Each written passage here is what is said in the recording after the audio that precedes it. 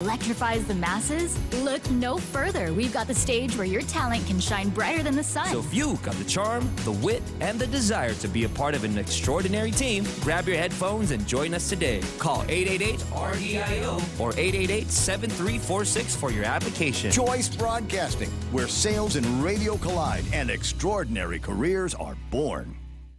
And U.S. service members are demanding answers about the botched withdrawal from Afghanistan. The family of those who died that terrible day in Kabul have been searching for answers ever since. They want to know, how did it happen? Why did it happen? But they feel the Biden administration has failed to take responsibility for the mistakes that allowed a suicide bomber to get close enough to the Marines and other service members guarding the airport. Instead, they say their loved ones have been forgotten by the administration. Kelly Barnett listed the names of those she holds responsible for the death of her son, Staff Sergeant Darren Taylor Hoover. Among the names she read, President Biden, Secretary of State Anthony Blinken, Defense Secretary Lloyd Austin, and Joint Chiefs Chair Mark Milley. Fox's Jonathan Hunt.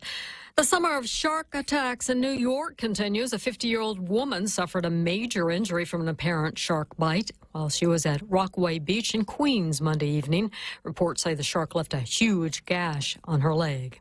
A box office milestone for Barbie. Barbie continues to dominate the box office, and in just 3 weeks, the Greta Gerwig-directed film has hit the $1 billion mark. What do I have to do? You have to go to the real world. The film, according to Warner Brothers, hit $1.3 billion at the global box office. This also makes Gerwig the first solo female director with a $1 billion movie. Only about 50 films in history have hit the $1 billion mark. Christopher Nolan's Oppenheimer also stayed strong in its third week, bringing domestic ticket sales to $228 million, putting the historical drama across the $500 million mark globally. Michelle Polino, Fox News. And a strong day on Wall Street on impressive earnings. The Dow gained 408 points, or more than 1%. I'm Carmen Roberts, and this is Fox News. We don't want you standing in long lines. It's just not right.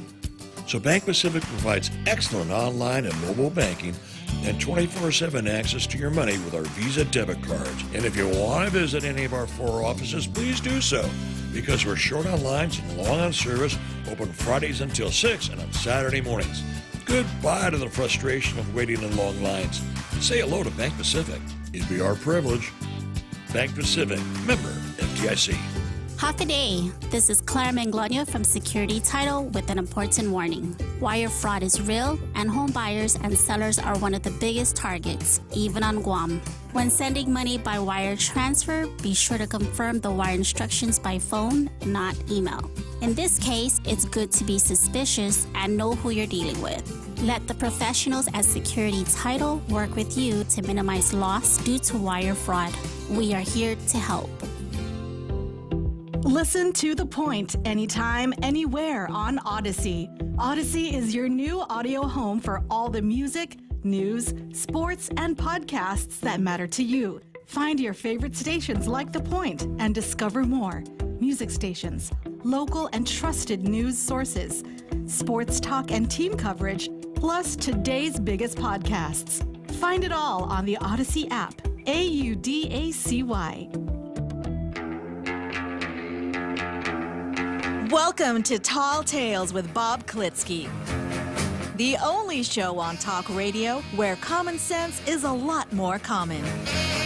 Phone lines are now open at 888-TALK. That's 888-8255. And now, The Point proudly brings you Tall Tales with Senator Bob Klitzkie.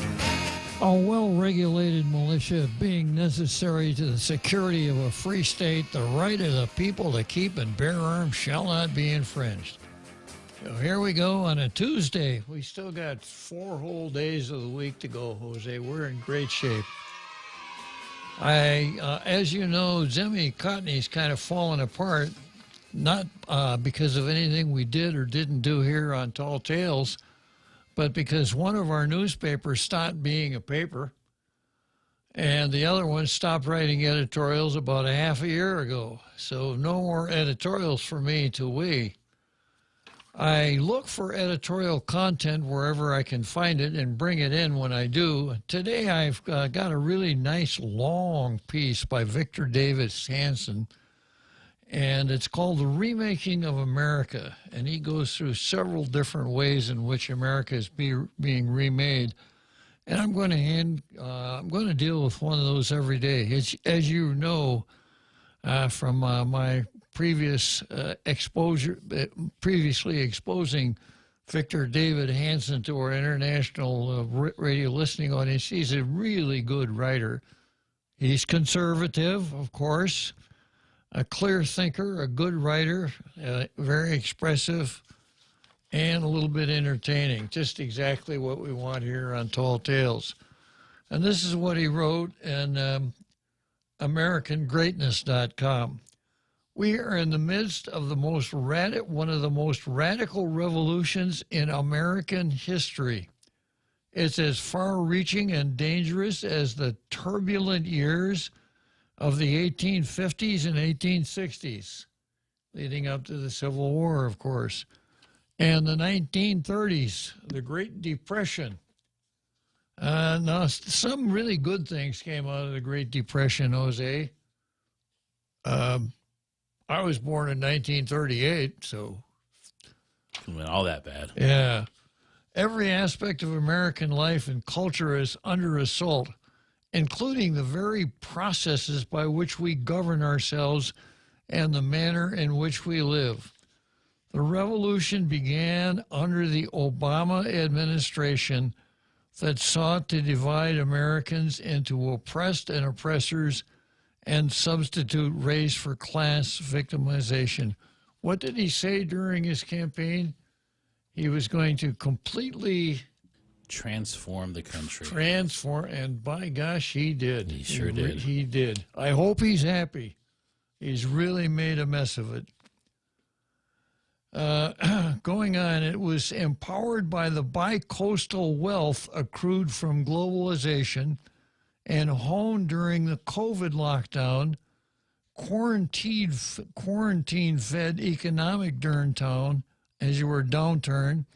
and the George Floyd riots and their aftermath.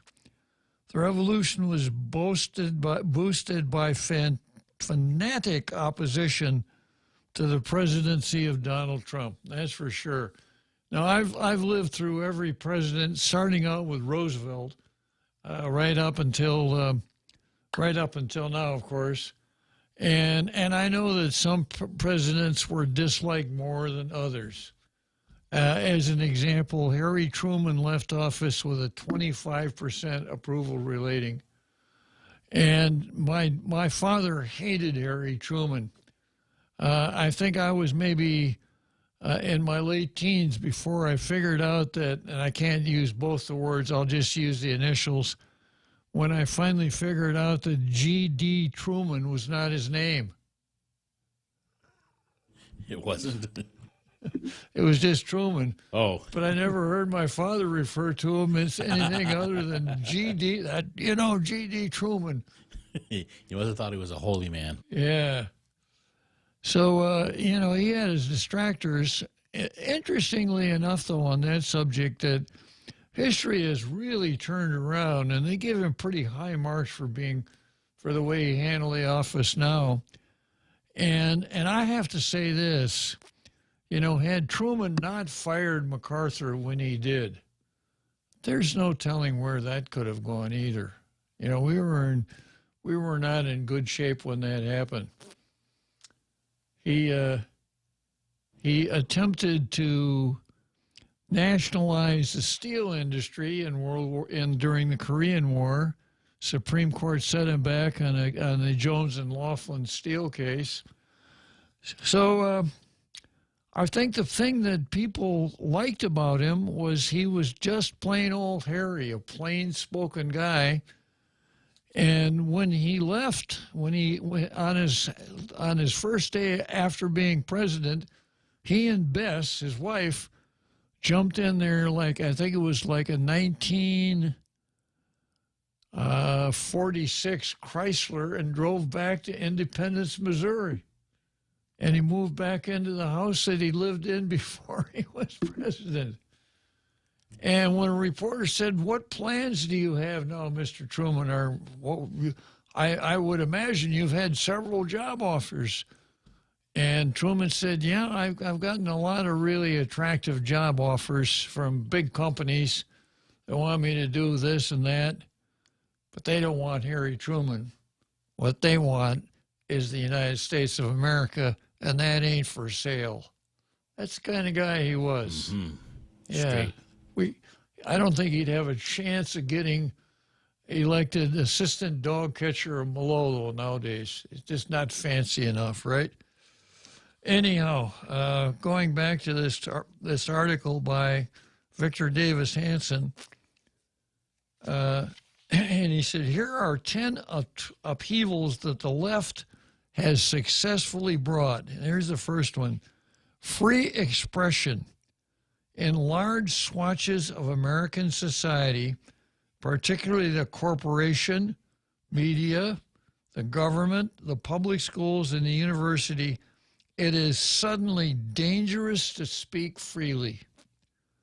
At a DEI workshop, politely objected, whiteness does not account for all the challenges of, quote, marginalized people, and you will be either ostracized, reprimanded, or perhaps fired.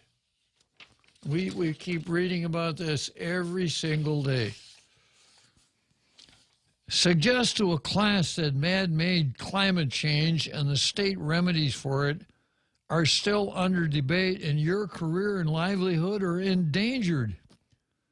In 2020, the state that COVID lockdowns would do more eventual damage than the virus, and your career was through.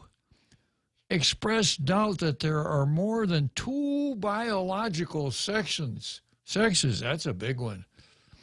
And if an athlete or high school principal, you will be shunned or rendered professionally inert. The government, in league with social media, censors the news. Quote, liberal universities first require McCarthy-era type diversity statements for one to be hired. Commissars review syllabi to spot incorrect or improper speech or insufficient DEI zeal. Diversity, equity, inclusion. The left now seeks to modify the First Amendment and its empowerment of hate speech, defined as almost anything impeding the progressive project. The state and the universities properly issue word lists of approved vocabularies. The old ACU, or church committee, would now probably be deemed right-wing. That's probably true. The ACLU. The methodologies of Joseph McCarthy and J. Edgar Hoover are the preferred models once they were rebooted to the correct cause. And it's classic Victor David Hanson. And which part of what Hanson said here do you disagree with? None of it. It's all right on point. It couldn't be more right on point than where we are now. And how did we get here? Well, it wasn't so fast. It started with Obama, and it's a classic case of the frog in the boiling water. And we felt the water getting a little warm, you know, when we first started hearing about political correctness, and we chuckled about it, and we made jokes about it, and yeah, here we sit, and the water's bubbling right up around our noses. Okay, I've got the card here right in front of me. I notice I got somebody. I see a green light on. That means somebody's in the green room. And it's another Joe, right? It's another Joe wanting to talk about, well, I'll just ask him. Tell me what I need to know, another Joe. Jerry, so my phone's acting. I was going to ask, if you had brought up in the past about who is eligible to bring up to introduce bills. It's only senators who are in office on session floor. Is that right? Repeat. Only senators who are in office now. Next year is an election for senators. No one can bring up a new bill on session floor unless they are already in office. Is that right? Of course. Yeah, in either the House or the Senate. Yeah. But, unless you're Ray and I, and then you can do the Bob and Ray resolution, right? Go ahead, another Joe. So was that through one of the senators? What? The resolution. The Bob and Ray? Yeah, nobody would pick it up and run with it. You know, our Republicans didn't have the guts to do it. Finally, Chris picked it up and recast it and introduced it as Bill 11, basically. And now I don't remember the bill number, but he finally got it through. And you know, Bob, right now there are 7. Yeah. There are 3 bills that have been brought up in the news regarding that are considered pro-abortion, and there hasn't been any senators who have offered or who have suggested they're going to bring up any pro-life, anti-abortion bills. So, you know, I'm kind of wondering where's the leadership in regards to being pro-life, anti-abortion, because supposedly that's part of the Republican platform. About. Yeah, well, I think I've been saying that since about the day after Dobbs came down, and Ray's been saying the same thing on his show. Where are our anti-abortion folks? Where are these bills?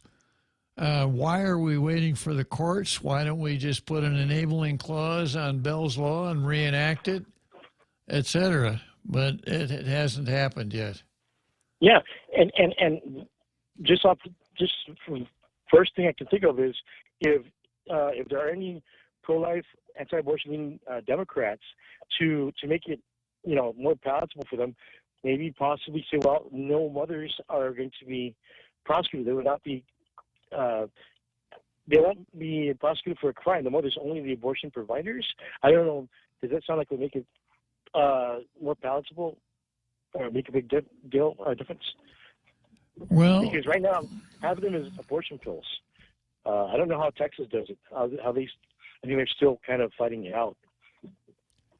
You know, if it's always wrong to take the life of a helpless, innocent human, you want to give that one class of killers a free pass. Is that what you want to do, another Joe? No. I'd say go after the abortion providers. Just don't prosecute the mothers. All right, let me repeat. Okay. Oh, I apologize. You're saying that they are one of the elements. Well, you know, if the mother seeks the abortion, isn't she one of the people that's taking the life of a helpless, innocent human? I see what you're saying, Bob. Yeah. Okay, so let me put some thought to that, and I'll just keep listening to your show. Thanks. Okay, thanks for calling, another Joe. What do you think, Jose? There is nothing palatable about abortion. Nothing. And so trying to make it so is it's putting lipstick on a pig. Well, and one of my favorites, you know, putting whipped cream on a pile of taki. Yeah. Yep. Okay, so let's take a peek at the card here. Of course, I don't have anything on the statute section today. I've only got 2 items on the card. Nobody's been doing anything to anybody here for the last couple days. So I've got Larry David versus the Dersh. Did you ever watch Curb Your Enthusiasm on TV, Jose? I did not, but I know Larry David. Yeah. It's an amazing kind of funny. Yeah. You know? It makes you want to go, I'm glad I'm not him. Yeah. And just briefly, Larry, in the beginning, when you looked at the playbill, it was Larry David as himself.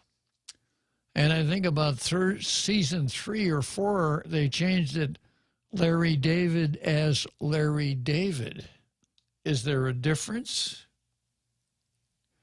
I don't think so. I think he was trying to make you think that wasn't really the way he was. Not Larry David as himself. Oh, it's Larry David is this character called, what's his name? Herman Smith? No, Larry David, yeah. So he was an incredibly pettily dishonest person. Always lying, always trying to cheat, always trying to get even with somebody. Scheming. And and he always wound up worse off than if he'd just taken his medicine to start with. And it really was, it was very funny. Okay, and then the Dersh is Alan Dershowitz, the formerly hard left attorney who handled all kinds of high-priced litigation for Democrats, who defended Trump in his first impeachment trial and has really had a hard time since that time. So this is Larry David versus the Dersh. Next, we've got Turley versus Jack Smith, and this is the second Turley piece. This is the better of the two, so I'll get into that. Okay, and of course we go back to systemic racism. You know what it's about. We have the bowl of rice here, and anybody can see that the rice is orange. But if you don't call it red rice, you may be in for a real bad time, because the doctrine of systemic racism says that you must refer to it as red rice or you're going to get canceled. And that's what happened to Paul Zerzan. Somehow I lost my stack and I can't log in, Jose.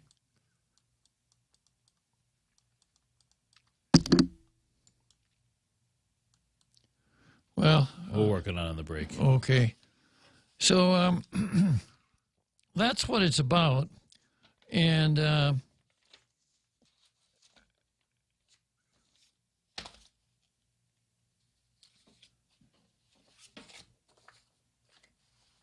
use it as an analogy to explain situations that we deal with all the time on the show, where we have the facts and the truth on the one hand, and the narrative on the other. So I've got two items of systemic racism today. The first one, I was thinking I was going to put it on the card as Leah Thomas versus Riley Gaines. Leah Thomas is about as tall as I am, quite a bit heavier than I am, much longer hair than I have. He's a man, but he has taken over the women's competition swimming in the 400-meter race. He's a national champion, and he's part of this systemic racism that says that, well, even though you're born with male plumbing, if you want to be a woman, you can be a woman. And he now presents himself as a woman. And all of the folks from Wokistan are saying, oh, yeah, you have to let him swim in the women's swimming meet because he's a woman. Classic case of systemic racism. So here's the story that Dana Kennedy wrote. Leah Thomas is, quote, well endowed, close quote. I had to refrain from looking, said Riley Gaines. And Riley Gaines is the female swimmer who said, this just isn't right, letting men swim in our swim meets, change in our locker rooms. This is wrong. And a couple of trannies beat the heck out of her, right? And she became the bad guy. Yeah, or the bad gal. Yeah.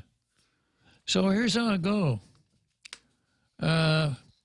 Transgender swimmer Leah Thomas is so well endowed that female swimmer Riley Gaines had refrained from looking at Thomas in the locker room they shared during a meet.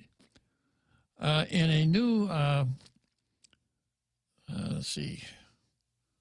Story dropping Sunday, Gaines, an advocate for women's sports, repeatedly declined to estimate Thomas's size, but explained it's in proportion to the fame of a 6'4" male.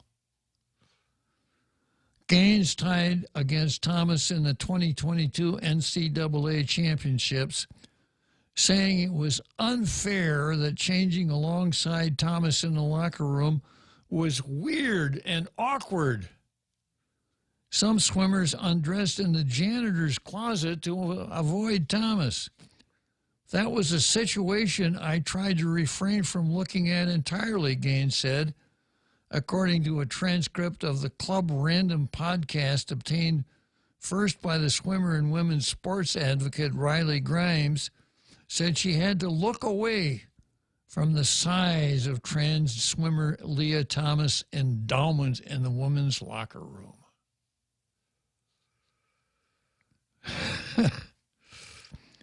We can't unsee it. Being in that space with a male, it's like a bad car wreck.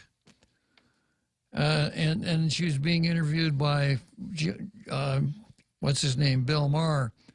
Repeatedly grilled Grimes to detail the genitalia of Thomas, who joined the University of Pennsylvania women's swim team after competing for 3 years on the men's squad. I was trying to run away from this question, Gaines answered. When asked by Bill Maher how big Thomas' endowment was, Gaines said it was in proportion to his 6'4" male. Gaines believes biological males' greater strength and endurance makes competition with women unfair, and her view has stirred controversy. In a new podcast with Bill Maher, as you were, we already covered that. In April, protesters stormed Gaines' speech about protecting women's sports at San Francisco State. By the conclusion of Thomas' swimming career at the University of Pennsylvania in 2022, Thomas's rank skyrocketed from 65th for men to first in the female 500-yard freestyle. Just a coincidence. That's a lot of improvement, right? And from 554th for men to 5th for women in the 200-yard freestyle. Swimmer Riley Gaines has led the fight against biological men who identify as women in sports, saying it's unfair. I think even using the term trans woman is giving Thomas some of our languages as women. And I agree 100%. I don't want to hear about trans woman, etc. This guy Thomas is a man. There's just no getting around it. There's no putting sugar coating on it. And when I wrote a column for the Pacific Island Times about that guy about this size who played in the girls' rugby game and injured 3 of the girls, the conclusion of my column was, and I said, and everybody just stood around, and, you know, the coach didn't do anything, the referee didn't do anything. The coach came up with a politically correct language. I believe everyone should be, you know, all of that stuff. Nobody came forward like they should have. The coach should have said the first, when that guy walked out on the field, he should have said, time out, get the man off the field. And if the coach didn't do it, the referee should have done it, but they both let it go. And my conclusion was all of this happened. And even the Board of Education, well, we don't know, you know, there's Title IX. So my conclusion was this was all because of the invention of a new word, transgender. This made it all okay. And it's not okay, and transgender's not okay. If you're a man, you're a man. If you're a woman, you're a woman. and this is a classic example, you know, of what I'm talking about now. What person in their right mind would have to consider, do I tell this person to leave the locker room, or do I tell the person it's okay for them to stay there, or I tell them to leave the locker room? Is the backlash going to be worse? And is that why I'm going to let this person stay here? Do I let this player play against our high school girls because I don't want any backlash? How about looking at the rules? Because in the rugby situation, there were specific rules that they follow from the higher rugby associations that were very specific about no females playing on any male team. But this wasn't a female. I mean, no males playing on a female team. That's what I meant. But this was not a male. Oh, wait.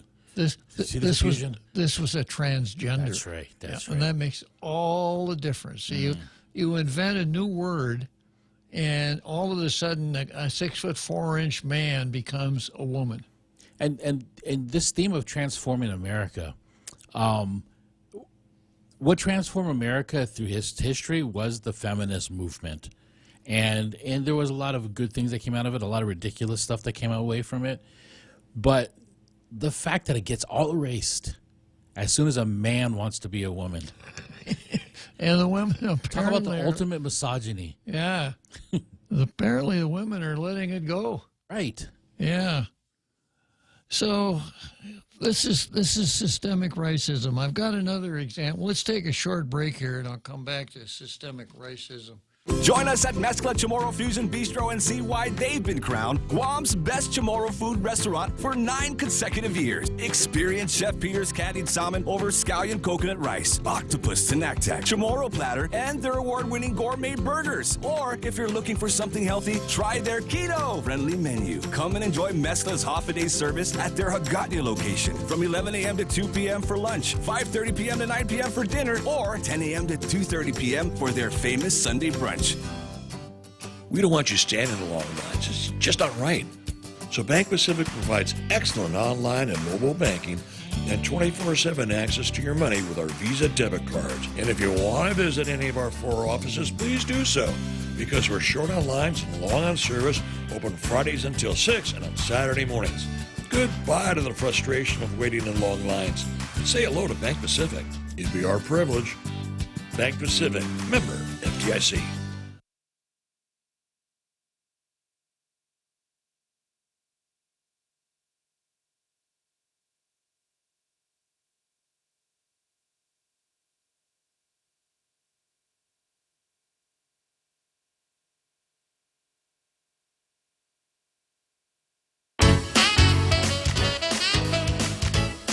We now return to Tall Tales with Bob Klitzkie, soaring over the confusion with his superpowers of truth. Call 888-TALK. That's 888-8255.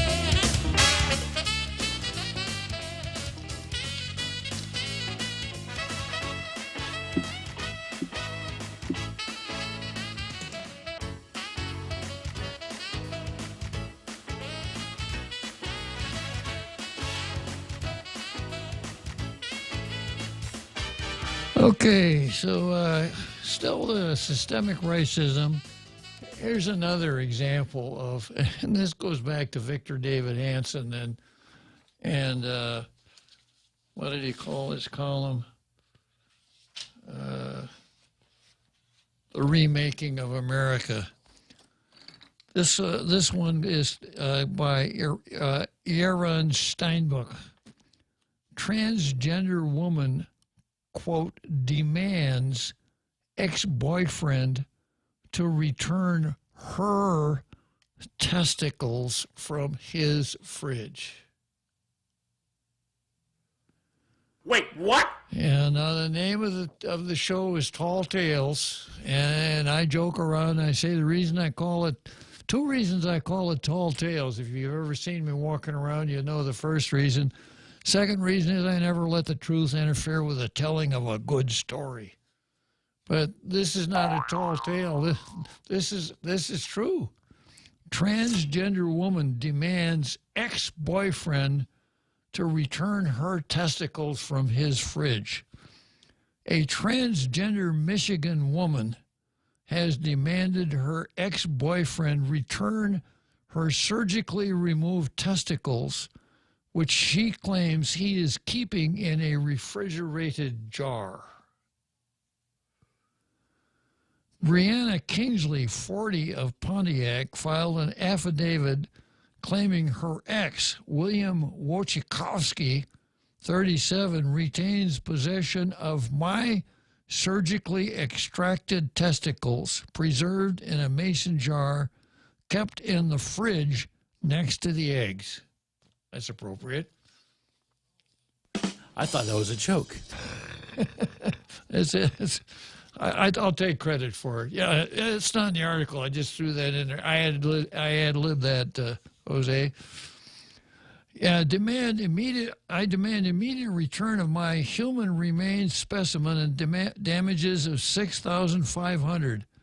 Adds a handwritten claim filed last week in Pontiac's 50th District Court, where the amount is the maximum allowed in the small claims division. Kingsley appeared to poke fun at her missing gonads. Oh, we're back to Jerry again?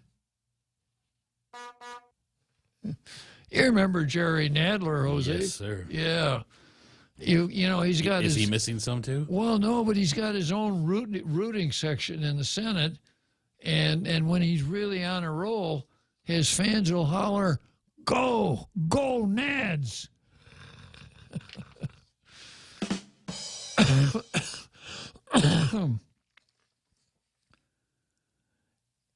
In it, she opens the box and removes a bag labeled a biohazard, smiling coyly as she puts her fingers to her mouth and repackages it, suggesting they were her removed testicles and ending with a triumphant dance. I think that lady's nuts. I mean, I think that guy's nuts. I'm falling in my own trap here. Brianna Kingsley, as you were, Wojciechowski said he plans to use Kingsley filing as proof that she has been harassing and intimidating him since they broke up 8 months ago. He told a local news outlet that Kingsley picked up all her possessions when we broke up. She took everything she wanted then. Wojciechowski also accused Kingsley of harassing him since their breakup, claiming she threatened to hurt him and showed up at his workplace. You know, there's nothing like a woman scorned, even when he's not a woman. I suppose he could have been that bad. I figured he must have had to in order to play the type, right? Kingsley posted a TikTok video apparently mocking her removed testicles.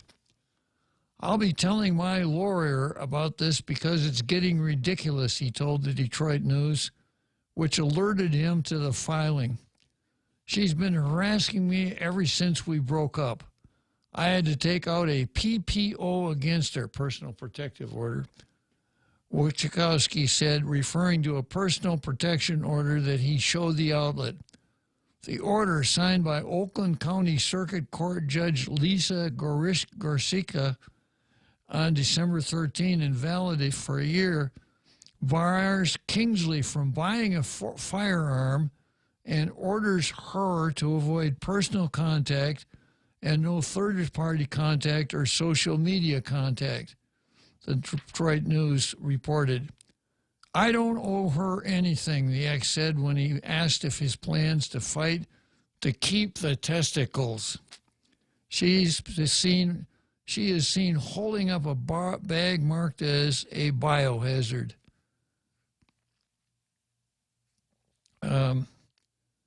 In October 2020, Kingsley pleaded guilty to misdemeanor assault and was sentenced to 2 months behind bars after he pulled a knife on her then roommate, also a trans woman, Christmas Day.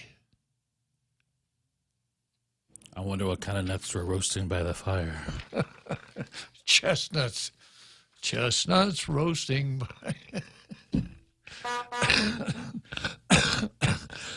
it's the whole world. I mean, the whole country's going crazy, Jose, when you see stuff like this.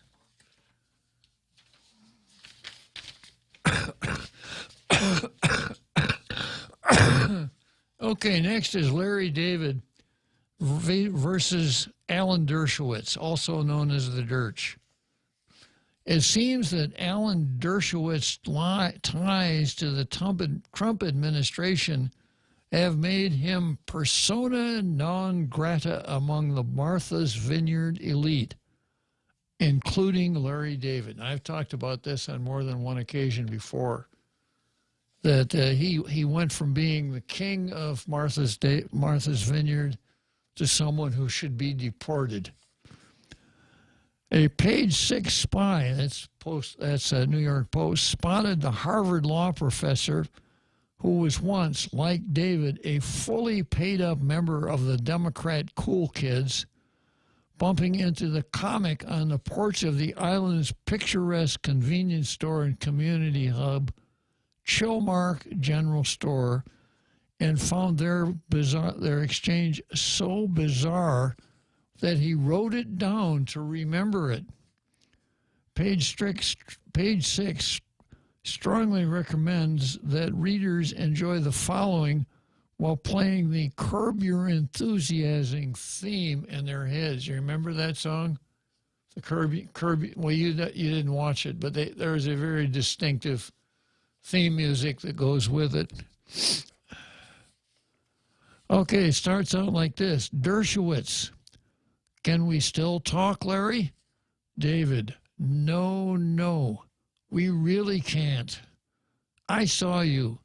I saw you with your arm around Pompeo. That's Trump's former Secretary of State. No, we really can't. I saw you. I saw you with your arm around Pompeo. It's disgusting. Dersh. He's my former student at Harvard. I greet all of my former students that way. I can't greet my former students? David. It's disgusting. Your whole enclave. It's disgusting. You're disgusting. What do you think Larry David's trying to say here, Jose? It's disgusting.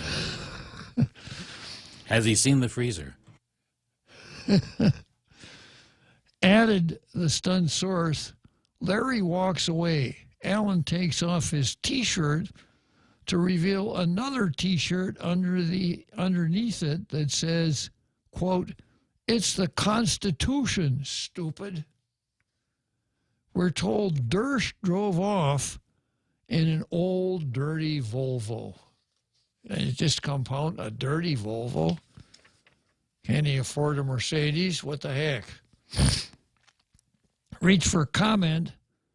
Dersh confirmed the exchange and told us that the Curb creator, he and the Curb creator had been friends for many years until the lawyer began working with the Trump camp. Goes right back to what Victor David was talking about, Victor David Hansen.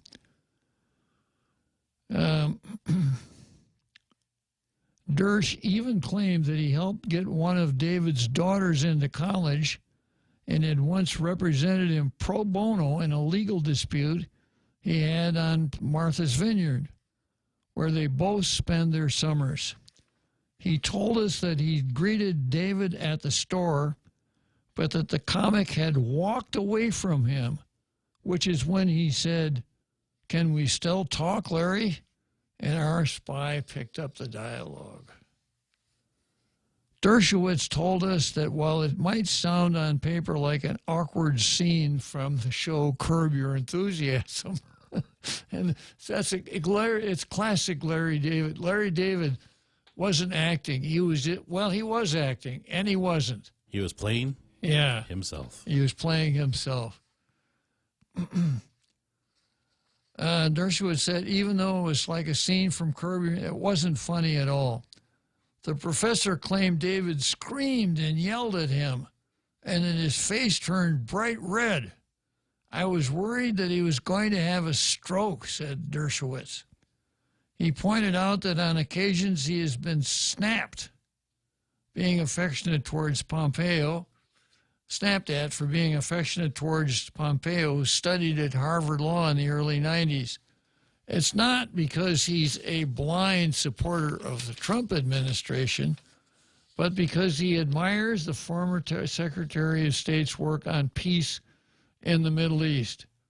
In fact, he says, he worked with Pompeo on his department's policy regarding Israel and the Palestinians and has been invited to the White House by both the Trump administration and the Israeli government to celebrate it. And he said he's disappointed that David can't understand why he'd work with any administration on peace for Israel, regardless of who's occupying the Oval Office. Wow. Unbelievable. Yeah. But if you got Trump derangement syndrome, it wipes out it's like Mark Forbes's political, it wipes out every other consideration. While he was writing bad jokes, I was helping to bring about peace in the Middle East, Dershowitz told us. What has David done? Larry is a knee-jerk radical, Dershowitz told Page 6. He takes his politics from Hollywood. He doesn't read a lot. He doesn't think a lot. It's typical of what happens now in the vineyard, he added. People won't talk to each other if they disagree about their politics. Dershowitz said David isn't the only friend he's lost, particularly because of Trump over his first impeachment when Trump was accused of trying to arrange a quid pro quo with the Ukrainian government. And then Dershowitz says that's the price of principle. He later said his principles require he defend the Constitution and that he felt the first impeachment of Trump was unconstitutional. He told us that's why he removed his second T-shirt after run-in to reveal that it's the Constitution, stupid, which he said his wife bought him because so many people misunderstood his decision to defend Trump. He said he was wearing 2 T-shirts at the time of the incident because he was on his way to meet a friend when he ran into David, and he had been planning to give the outer T-shirt to his pal as a gag gift. I wonder if these guys would be interested in tailgater shirts. They should be. Quote, I'm a liberal Democrat, and I voted for Biden just as enthusiastically as Larry did, Dershowitz said. David is guilty of contemporary McCarthyism, Dershowitz said. McCarthy would have been proud of him. He said that in the 50s, political witch hunter Joseph McCarthy went after lawyers who represented people he disagreed with, guys like Roy Cohn.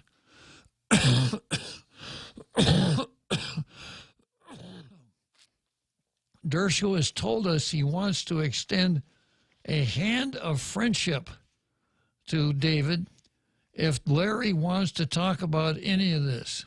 He said, I won't get into a screaming match with him. If he wants to scream, he'll have to scream alone. Representatives for David didn't immediately return our requests for comment. They're just as emotionally butthurt. Isn't that an interesting... It's like the definition of tolerance for the left is only if you agree on their opinions. Yeah.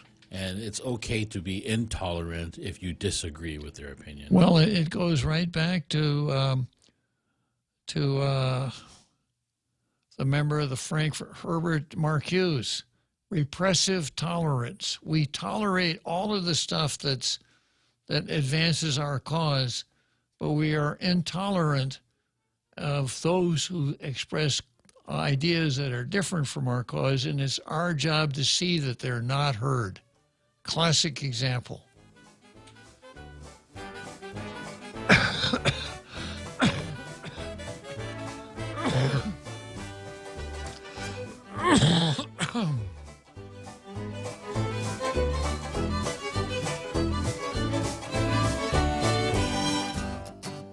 We don't want you standing in long lines. It's just not right. So Bank Pacific provides excellent online and mobile banking and 24/7 access to your money with our Visa debit cards. And if you want to visit any of our 4 offices, please do so, because we're short on lines and long on service, open Fridays until 6 and on Saturday mornings. Goodbye to the frustration of waiting in long lines. Say hello to Bank Pacific. It'd be our privilege. Bank Pacific, member FDIC. Join us at Mezcla Chamorro Fusion Bistro and see why they've been crowned Guam's best Chamorro food restaurant for 9 consecutive years. Experience Chef Peter's candied salmon over scallion coconut rice, octopus tinactac, Chamorro platter, and their award-winning gourmet burgers. Or if you're looking for something healthy, try their keto-friendly menu. Come and enjoy Mezcla's half-a-day service at their Hagåtña location from 11 a.m. to 2 p.m. for lunch, 5:30 p.m. to 9 p.m. for dinner, or 10 a.m. to 2:30 p.m. for their famous Sunday brunch.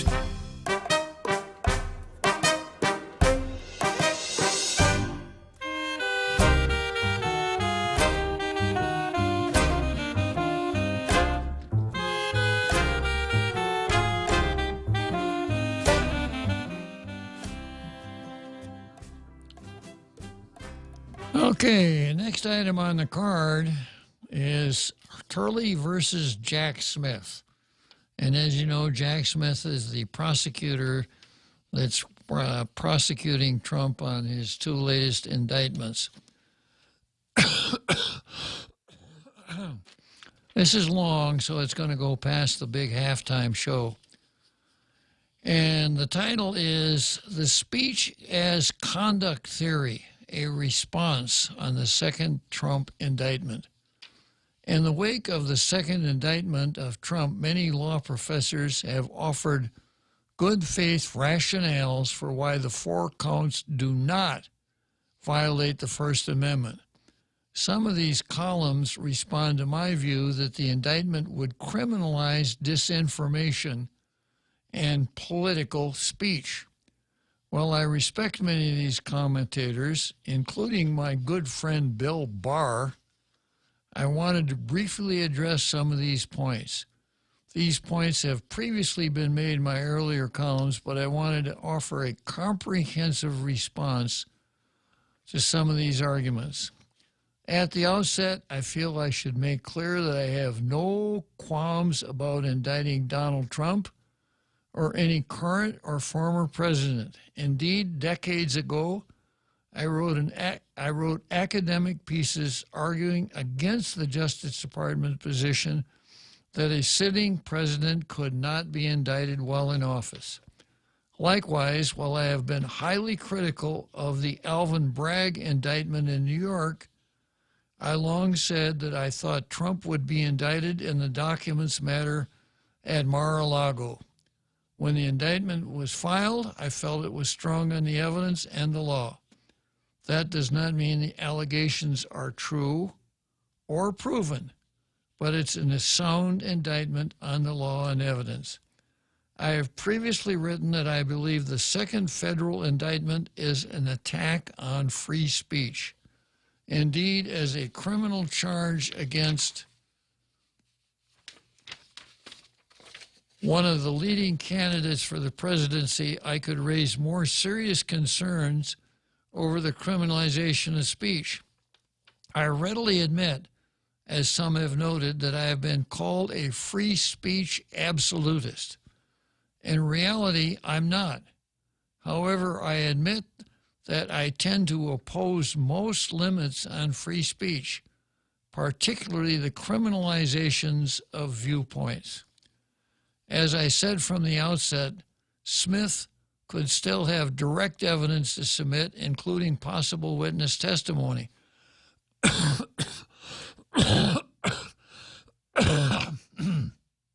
From the first day of the release, many of us noted the absence of references to figures like Chief of Staff Mark Meadows.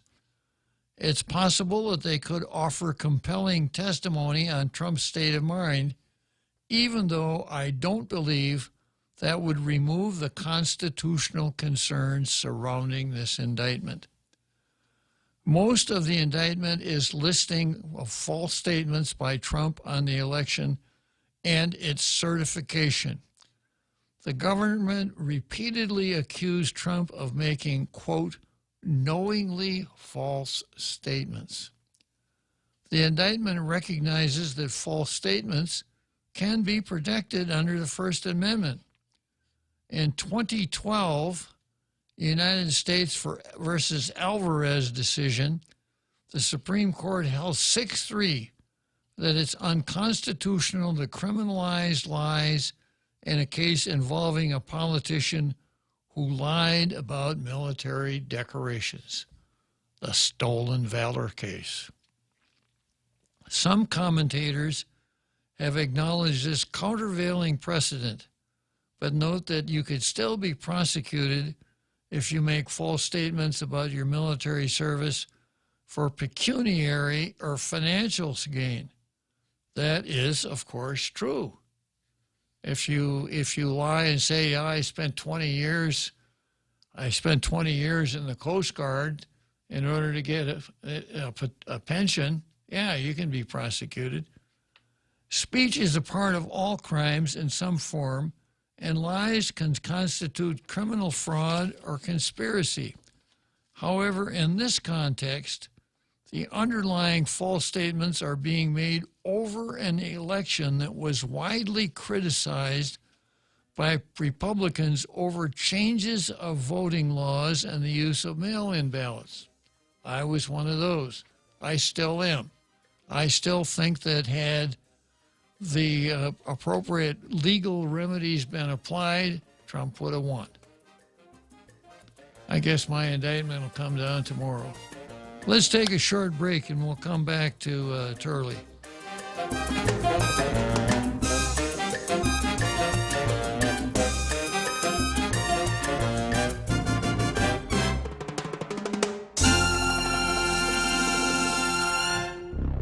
The Point is KUSG, Hagåtña, Guam, 93.3 FM and 104.3 HD3.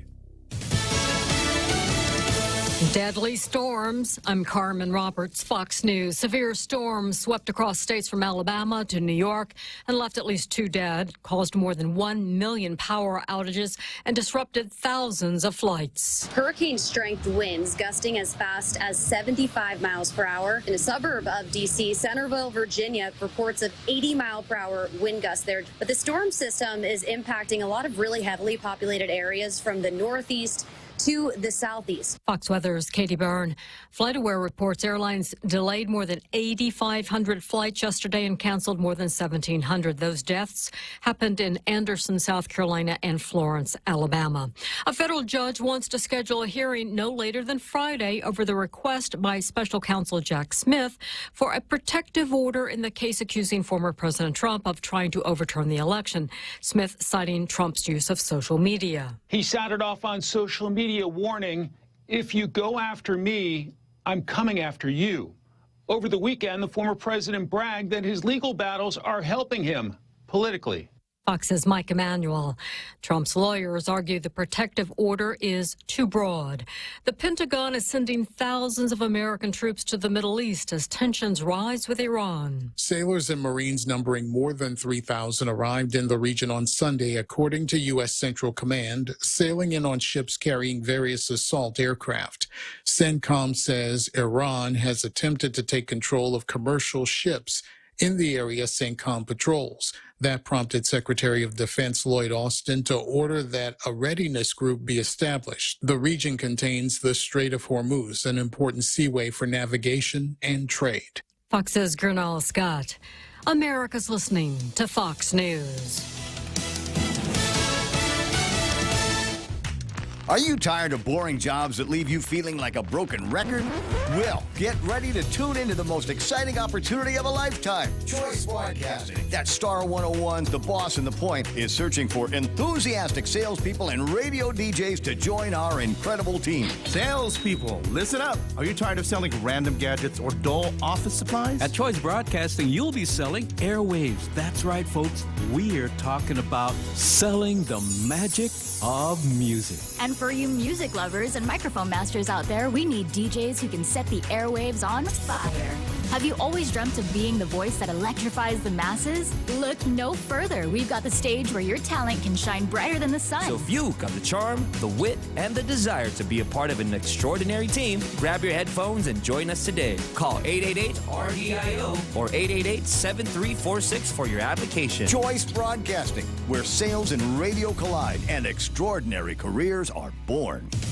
Chicago prosecutors filed charges in the shooting death of a young girl. A first-degree murder charge filed against Michael Goodman after police say 8-year-old Sarah B. Medina was shot to death Saturday night while riding a scooter. A neighbor said before Goodman shot the girl, he said something about them being too loud. Goodman was tackled after the shooting by the girl's father and shot during the struggle, according to a police report. In a statement, Chicago Public Schools said, with great sadness, we are devastated at the loss of another young life. Lisa Lacera, Fox News. Rapper Tory Lanez is scheduled to be sentenced today for the shooting of Megan Thee Stallion in the feet 3 years ago. Megan testified during the trial but says she won't be there for the sentencing because she could not bring herself to be in a room with Tory again.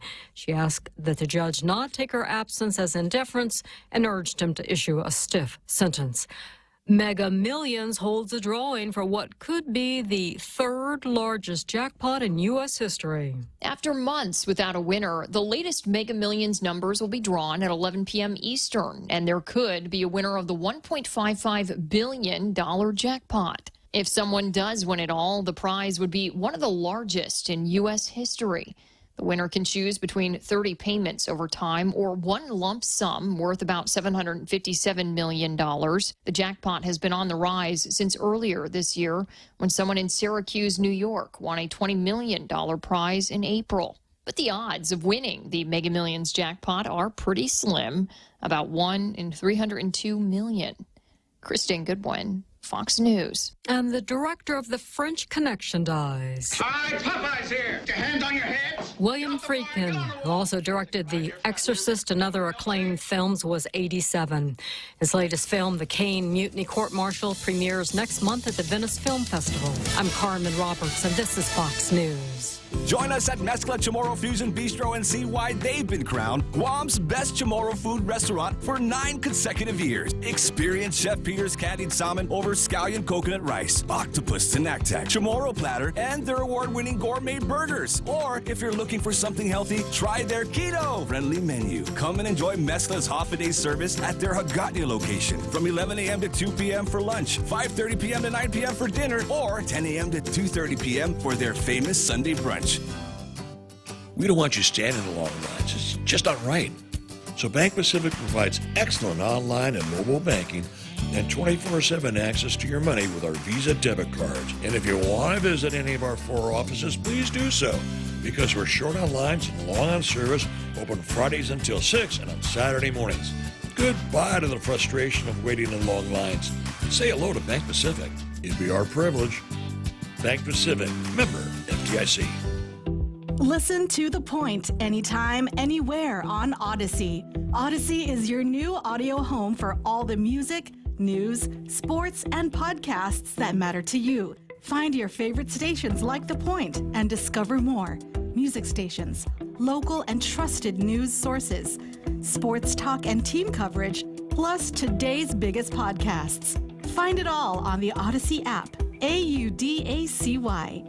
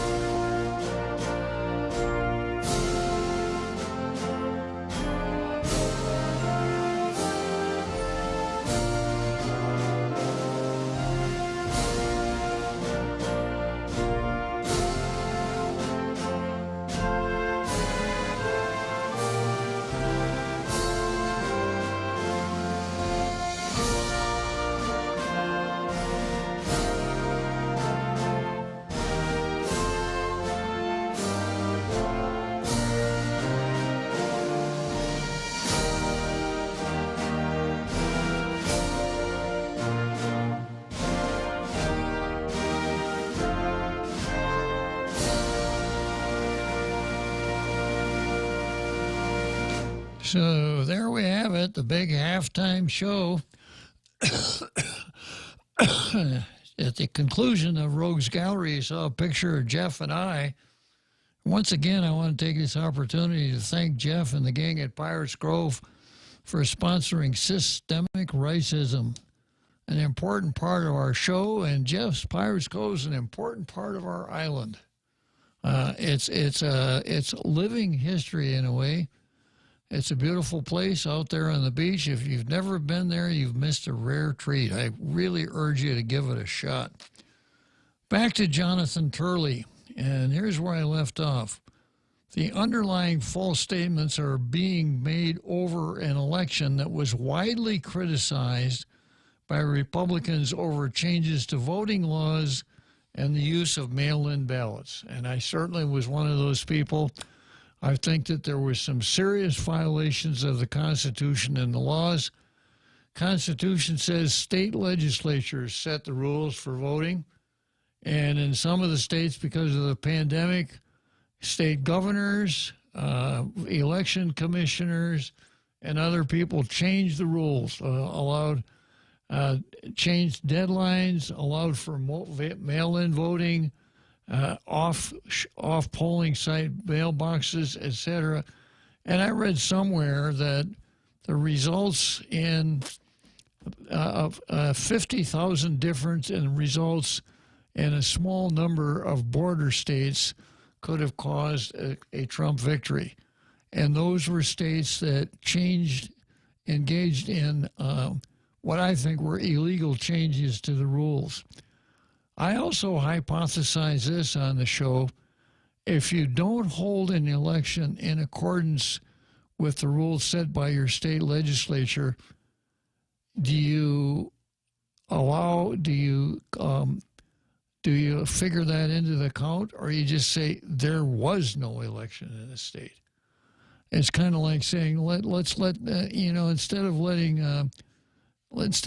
the government run the election, let's let the Boy Scouts do it. If the Boy Scouts set up the polls and everything like that, would it still? No, it wouldn't. So, and I was with Trump on that. Now, some of his far-out theories, no, I wasn't with him. Going back to the column here, the question is whether such political speech becomes criminal because Trump and others refuse to accept the results of the election. In addition to my book coming out in 2024 called The Indispensable Right, Free Speech in the Age of Rage, I have a law review article coming out that deals with the treatment of speech as conduct. The second indictment is based on the same basic model in my view. Various writers have noticed that Trump is not being charged with criminal speech per se. Criminal speech per se. Hollering, fire, in a theater. That would be criminal speech. Sometimes it's disturbing the peace or seditious conspiracy, but that has not stopped the Supreme Court from declaring such charges as unconstitutional criminalization of speech. There is no question that committing fraud for pecuniary advantage or conspiring to commit crimes are not violations of free speech. The question is whether a candidate making false claims about election results can be treated as the same type of fraudulent effort for a personal gain. However, the acts are based on Trump's continuing to challenge the election, even though the government insists that he really did not believe his own objections. I think they've got Trump mixed up with Tucker Carlson.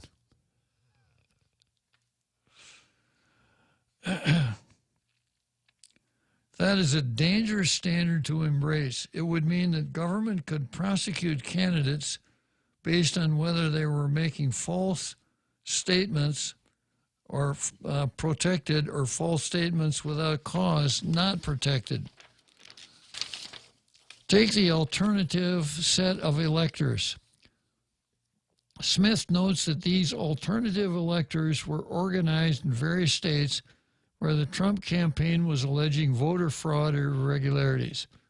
That has happened in the past, both in the 19th century and the 20th.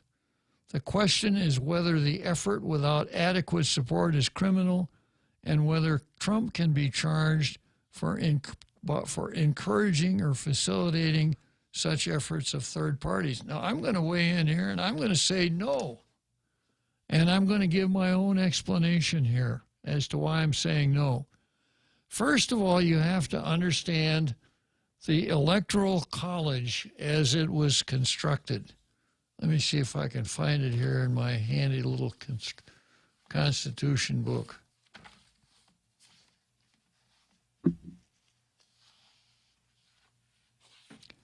This is Article 2, Section 1, second paragraph.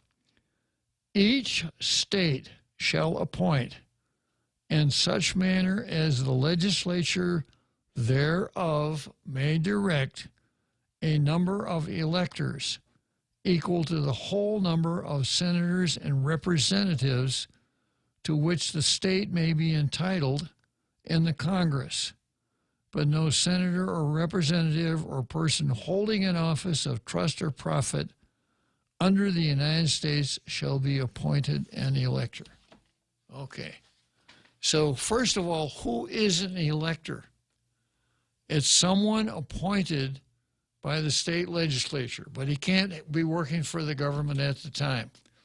So in the beginning, you know, a lot of people nowadays say, our Constitution is not democracy. And they're right. The only democratic part of the Constitution is the election of the House of Representatives as enacted. Senators were chosen by state legislatures. I just told you how electors were chosen, and that's how the president is chosen. It's why we call it a constitutional republic and not a democracy. The founders were leery of a pure democracy, and for good reason. And as I've pointed out on the show before, democracy means rule by the people. The purest form of democracy is the mob. The majority rules, it's instantaneous, there's no red tape, there's no bureaucracy, and probably the most purer form than that is the lynch mob. They decide, you know, no due process, no jury trial. They just decide that somebody's neck needs to be stretched, and they do it. That's democracy. Well, no, that can't be, Bob, because we like democracies. Democracy's good. Well, that's the definition of democracy. That's what it means. So rather than have a pure democracy in the beginning, each legislature chose these electors. And obviously they were going to choose what I would refer to as men of affairs. Probably not the guy that swept out Government House. Probably aristocrats. And this was the original plan. Everybody has forgotten that this was the original plan, that they would choose these electors. The electors would meet in the state capitol, and they would decide who they thought would make a good president. No primaries, no election. It was just up to these electors from each state. And then their votes would be sent to Washington, and if there weren't a solid majority, sooner or later, the House of Representatives made the choice. That's how it started out. And up until the first several elections, there was no voting for electors. I think it was 1820 when every state you voted for a candidate and not for electors. Now, the way it really works, if you go to vote in the United States and you vote for Trump, actually you're not voting for Trump. Each party picks its electors, and present those names to the legislature. The legislature then says, here are the Republican electors, here are the Democrat electors. So if you're voting for Trump, actually you're voting for Republican electors. But as a practical matter, we've made it simpler. There was a time when those electors' names were on the ballot, and you had to know. So we've made it a lot simpler, but you're actually voting for electors.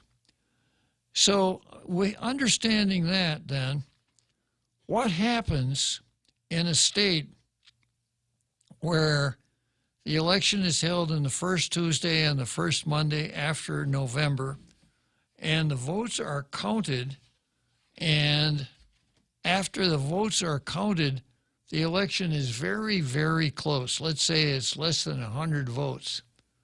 And a challenge is pending in state court, challenging that election. And several recounts are ordered. Think Florida, right? Now, the electoral votes have to be turned in. Let's see if I can find that here.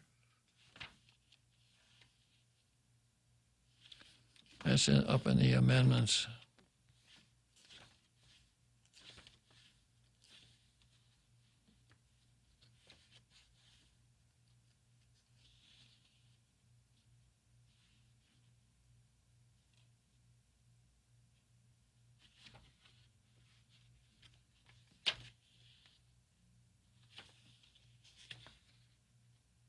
I ought to keep a copy back here with myself as well. Yeah, you should. It'd be a good idea. I have the dumb version of it. It's thicker than the Constitution. The dumb version is? The dumbed down version. I'll bring it in. Yeah, just hang on a second here.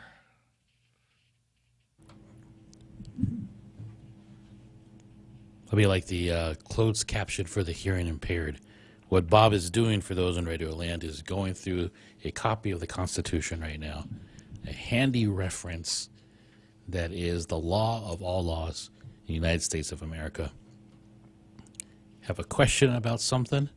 Constitution's a good reference to look for first. Yeah, well, anyhow, I think it's like the second Wednesday in December when the state electors meet in the state capitals. They vote, they give it to the governor sends it to Washington to be opened on like the second Wednesday of December.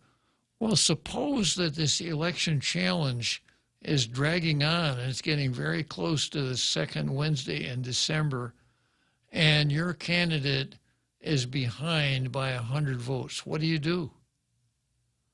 You call your electors together, and you have them cast their votes, and you have them send that to Washington. And if the recount doesn't change the result, no harm, no foul. If it does, then your guy gets the votes. If you don't send them, he's not going to get the votes. So, to say that you all this talk about phony electors, et cetera, if there is an arguably good faith in any one of the states that Trump actually won instead of Biden because of voter irregularities, I don't see how you can call them fraudulent electors because they're doing what they have to do. Now, this actually happened in 1960 when the votes were counted in Hawaii, the first presidential election in Hawaii. Nixon was ahead by about 100 votes. There was a challenge, and the Kennedy electors sent in a slate of their own electors showing that Kennedy had won. So by the time the challenge was over, Kennedy did win. And there was a suit on this, and the judge praised the Kennedy electors, saying had they not done that, Kennedy wouldn't have gotten those votes. That's the thing is, It's like saying if you don't ask, you won't know. It's just the same thing as them saying no if you don't ask. Yeah. But if you challenge, and you're allowed to challenge, it's not a conspiracy. No. Then and you win, then you've done it correctly. If you lose, then you lose. Yeah. But challenges are acceptable. Absolutely. So then when the Congress, the joint session meets on January 6th, of course, they're aware of these alternate slates of electors that were sent in. And that's where the protests were going to come from, except the riots spoiled it for Trump. And as we discussed yesterday, Jose, it's hard to hang this on Trump when it worked against him. Exactly. Had there not been a riot, then I think it was 176 members of Congress said they were going to challenge the results. They were ready to. Yeah. So all of a sudden now, this is all criminal activity. So it also ignores one other threshold element. Even assuming that you can conclusively show that Trump did not believe he won the election, it is still possible that he believed that he had a legal basis to prevail. Now, I was listening to Buck and Travis on the way in here today, and I think Buck is a lawyer.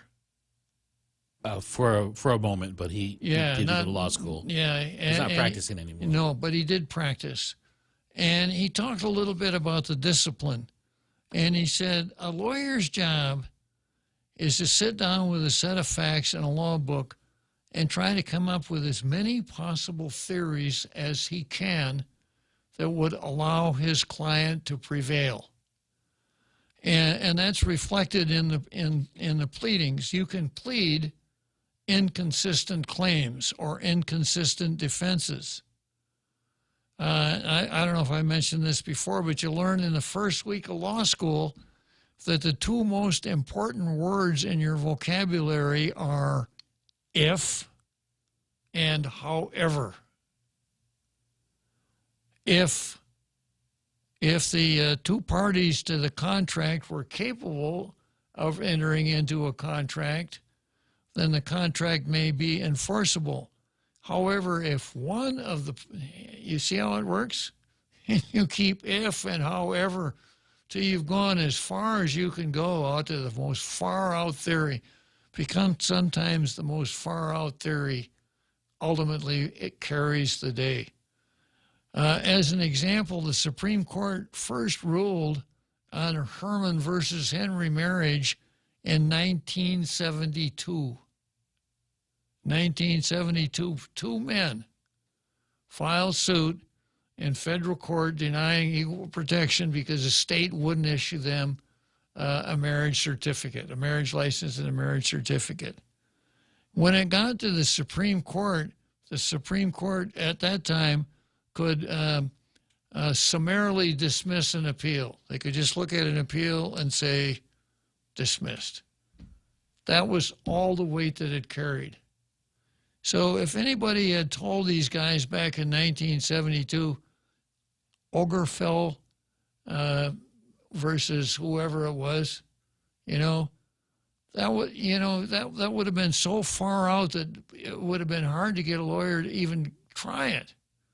But the if and however approach, the job of lawyers, the creativity of lawyers, ultimately caused it to become the law. Brown versus Board of Education, one of the worst decisions the Supreme Court ever came up with. But the reason, if you read how it went down, why it had to go on for rehearing, and after the first hearing, it would not have gotten a majority of the members of the Supreme Court to vote for it, because it was stare decisis. It was so contrary to the case law, the separate but equal case law, that it couldn't have prevailed. So then Justice, I always forget his name, Justice Marshall, and I've been into the conspiracy how Marshall came up with this. I'll do it again someday. Justice Marshall came up with a totally new theory. Let's not talk law, let's talk sociology. And you would have thought, you can't go to the Supreme Court and talk sociology. You can't cite Gunnar Myrdal's America's the American Dilemma. You can't do that. The Supreme Court will laugh you right out of the place if they don't find you. Well, it worked. So that's what lawyers are for. Not to, if you ever watched Law and Order, I really like that show. There's something there for everybody because the character of Jack McCoy, a very well-developed character, would know where the line was and would get as close to that line as he possibly could in order to get a good result. Sometimes he went over, but his skill was getting close to that line.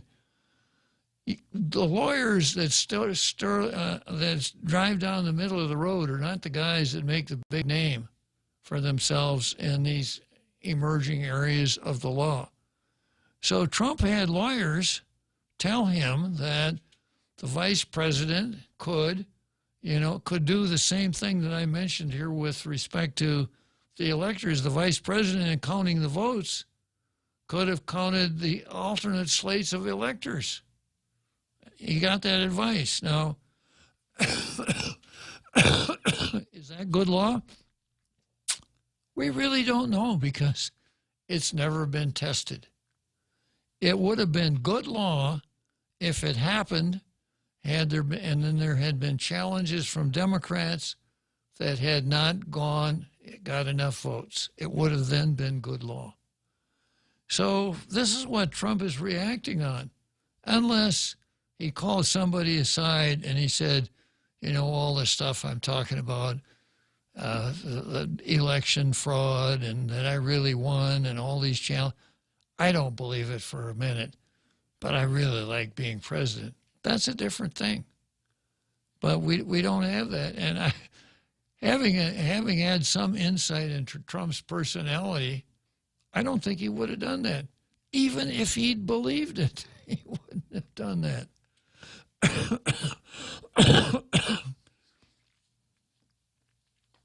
So going back to, let's head for Churchill Downs.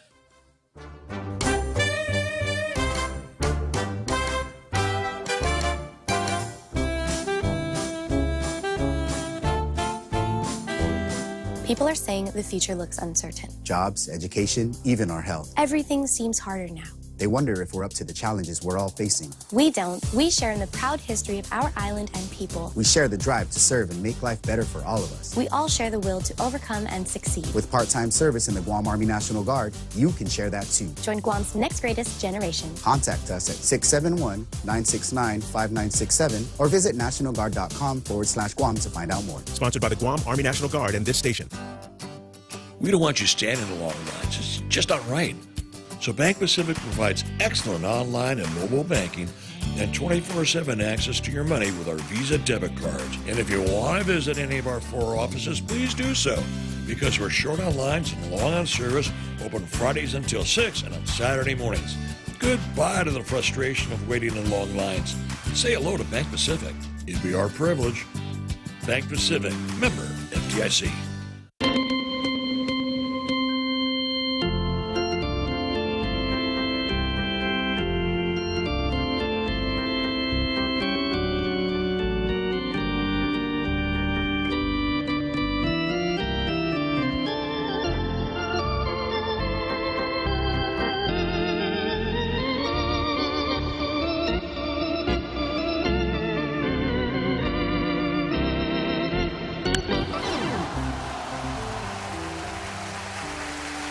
Yeah, I finally remembered it's the 12th Amendment because the Constitution had to be changed. So I finally found it. The electors shall meet in their respective states and vote by ballot for president and vice president, one of whom at least shall not be an inhabitant of the same state with themselves. They shall name in their ballots the person voted for as president and in distinct ballots the person voted for as vice president. And they shall make distinct lists of all persons voted for as president and all persons voted as vice president, and the number of votes for each, which list they shall sign and certify and transmit sealed to the seat of government of the United States, directed to the President of the Senate. The President of the Senate shall, and the President of the Senate and the House, open all the certificates, and the votes shall then be counted. So there you go. Who's supposed to count them?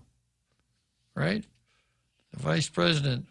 And ironically, in 1960, when Kennedy won and Nixon was leading in Hawaii, et cetera, the president of the Senate that opened those ballots was Richard Nixon, because he was the vice president. Oh. Small world. The person, let's see, the person having the greatest number of votes for president shall be the president, if such number be a majority of the whole numbers of electors appointed. And if no person have such majority, then from the persons having the highest numbers not exceeding 3 on the list of those voted for president. The House of Representatives shall choose immediately by ballot the president, so they can choose from the top 3, which was kind of the design. But in choosing president, the vote shall be taken by states, the representative for each state having 1 vote. A quorum for this purpose shall consist of the member of or members from 2/3 of the states and a majority of all the states necessary to a choice. So that's how it works. I've got more to go on Turley's column, but I've got somebody in the Frenchie is on line 1. Frenchie on line 1. Does he want to talk about this? Yes, Turley and Trump. Okay. I lost my I lost it again, Jose. But I won't worry about it for now. Yeah, go ahead, Frenchie. Good afternoon, Robert. Yeah, it's a fascinating legal analysis, but at the same time, I think the DNC, who is, we have to give them due where it is due. They have been always very good at deflecting. Beside what some people see as a persecution of Trump and a very light legal case in D.C., I think what most of us miss is the fact that while we're talking about Trump in D.C. and that accusation, which is basically, a lot of nothing legally, but it is filed in D.C., a city that voted at 95+% for Biden, and with a judge, which it looks that she's one of the most partisan judges you can find in D.C., and that says a lot, and who has worked for a law firm before she became a judge, who is well known for cheating and being very low as far as moral standing. And even Dirch fought them several times in court.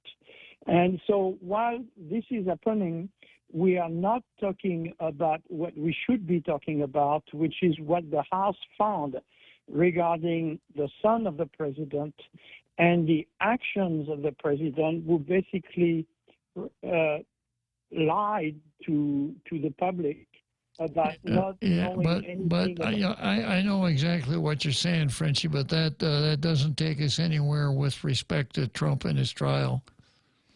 No, it doesn't. But then at the same time, to me, this trial, at the time it came in, and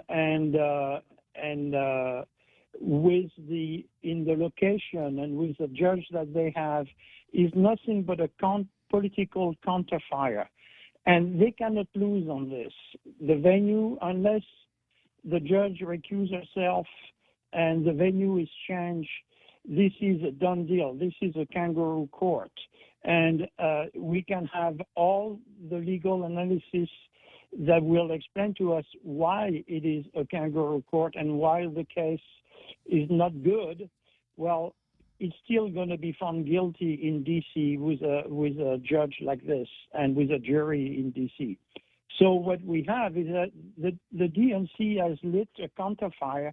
While we are talking about this, we are not talking about the corruption of the Biden crime family, and we are basically giving a pass to the Bidens about all the shenanigans that they have been doing for decades, which have been revealed and continue to be revealed in the House committees that have been doing all those hearings. I know what you're saying, Frenchie, but as a matter of law, a court could find Hunter guilty of sin and Trump guilty of sin. The fact that Trump is or isn't doesn't help Trump that much.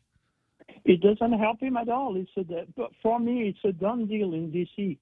I mean, the case in Florida sounds a lot more serious on the law side. There are a lot of very interesting things that could be discussed, and we will see. And the case in New York and at the New York State is also a joke.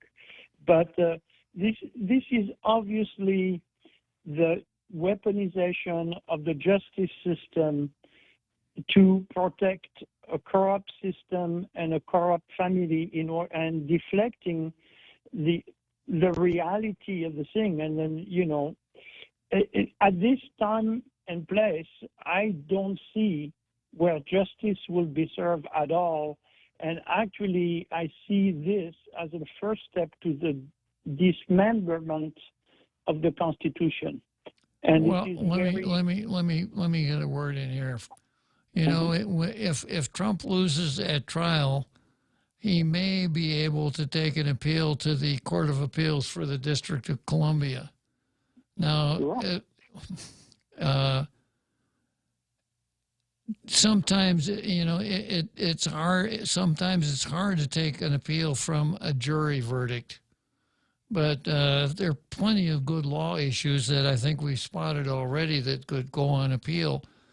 And the District of Columbia Court of Appeals is not anywhere near as left as the judge that's sitting on his case right now, because those judges go back a long time. They were appointed by people other than Obama or Biden. And if he can get to the Court of Appeals and he doesn't get a good result there, I can't think of a case that would be easier to get a petition for writ of certiorari granted and go before the Supreme Court. I think he might have a pretty good shot at the Supreme Court. Now, of course, this all gets tangled up with the election, which is going to be in the fall of 2024. And there's all kinds of prognostication that goes on about that. So far, it appears that the more indictments brought against Trump, the better his chances look. Yeah, but it's still politically, we are using the DOJ as a political tool in a campaign. But the only way that we can make a dent on that is to get a new president in there. That is correct, and then at the same time, it's every time we do something like that, it's weakening our justice system, because it makes less and less people believe in the justice system. If we analyze how many people were believing in the U.S. justice system as being the best in the world, let's say 10 years ago and now, I think people would be shocked. And it's understandable, because people are not blind. They see what's going on. And when you see people like Dirch or your friend just who come from the left that are denouncing those things, because as constitutionalists, those people do understand the danger it represents for our justice system. Yeah, you're right, Frenchie. Frenchie, I got to go to Churchill Downs, but thanks a lot for chiming in on this one. Thank you very much. Bye-bye.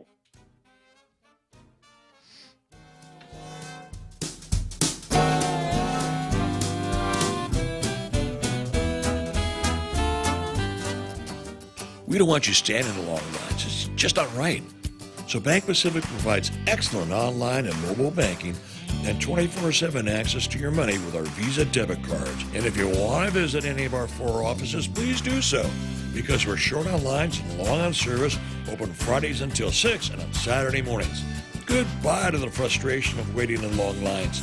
Say hello to Bank Pacific. It'd be our privilege. Bank Pacific, member FDIC. Half a day. This is Claire Manglona from Security Title with an important warning. Wire fraud is real, and home buyers and sellers are one of the biggest targets, even on Guam. When sending money by wire transfer, be sure to confirm the wire instructions by phone, not email. In this case, it's good to be suspicious and know who you're dealing with. Let the professionals at Security Title work with you to minimize loss due to wire fraud. We are here to help.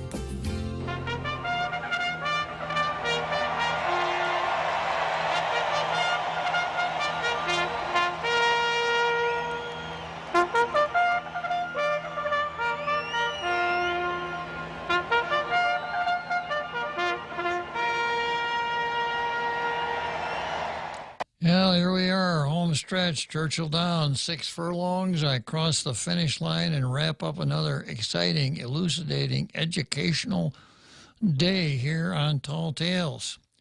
I'm going to go back to Jonathan Turley's article here, and I left off with this. The question is whether the effort without support is criminal and whether Trump can be charged for encouraging or facilitating such efforts by third parties. And that's talking about alternative electors, which I spent some time on.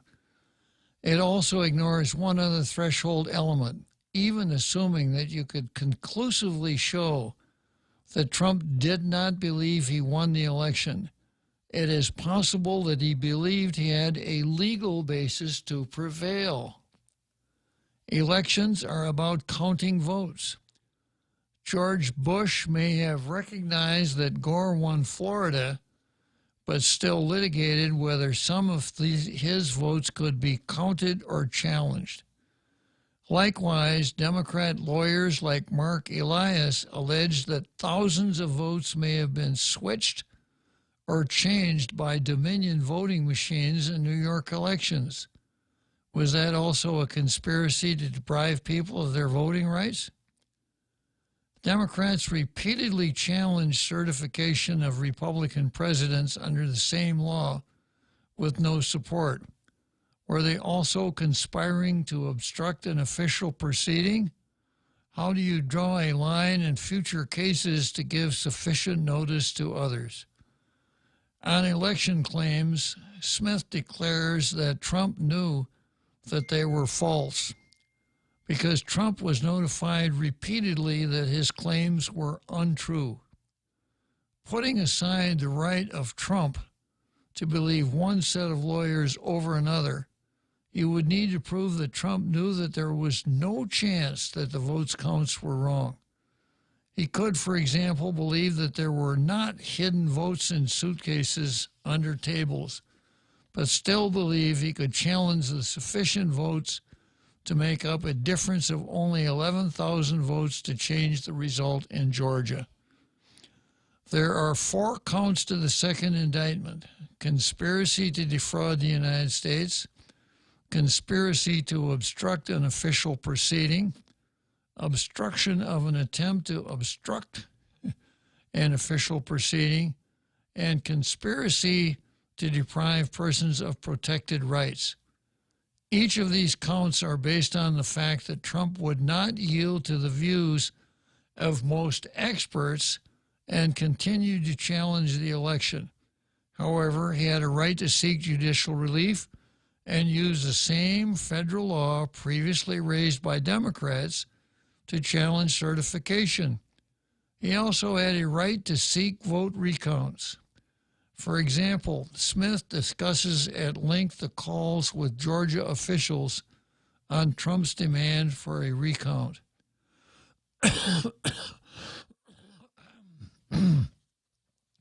There were 2 calls on the Georgia electoral challenge.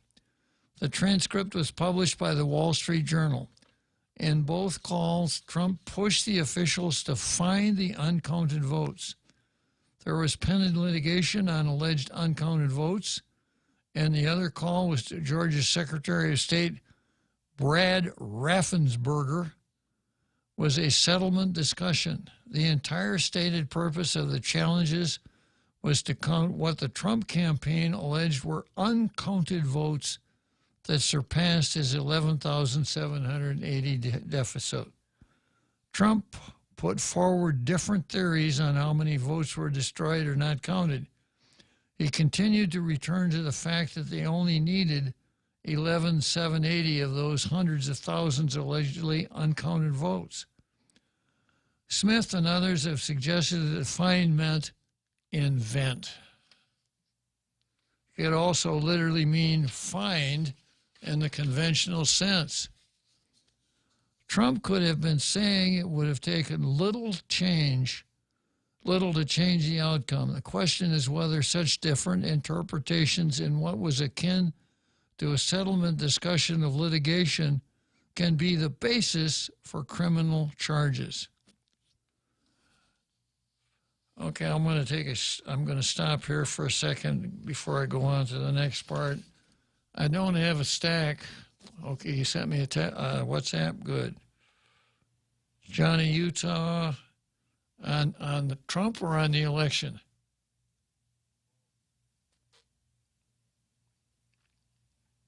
I'll pick it up and see. You want to talk about the litigation, Johnny, Utah? Well, I was just gonna. Just gonna vent. And I was gonna bring up Article 5 of the Constitution, a convention of states. Okay, well, that's a little bit off the subject, Johnny. If you want to bring that up, if you want to bring it up tomorrow, I'll let you on right after systemic racism. Well, that's if I'm able to call in or not. It depends on what I'm doing if I'm able to call in. Life is kind of like that. It's the same way with me for showing up for the show. It depends on what I'm doing. So you want to do that? Sure. Okay, if you can make it. If not, we'll schedule it for some other time. Okay, going back here to this article.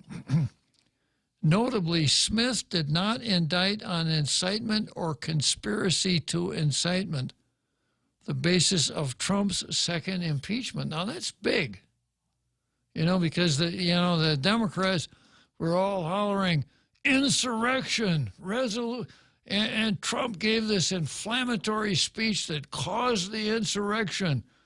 We're going to have a hearing at the House. We're going to get to the bottom of this, right? Yeah.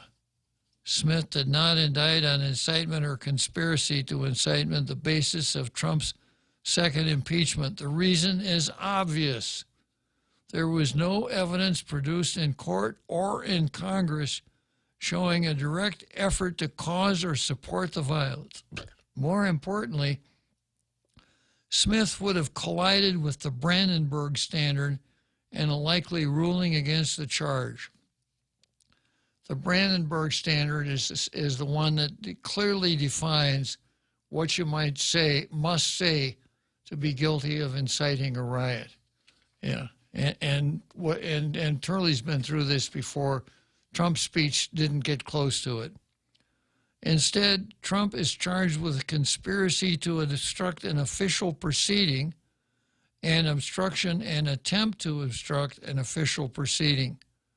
Yet the indictment and Smith's public comments make it sound like he is being charged with incitement, including a section on how the defendant's exploitation of the violence and chaos of the Capitol.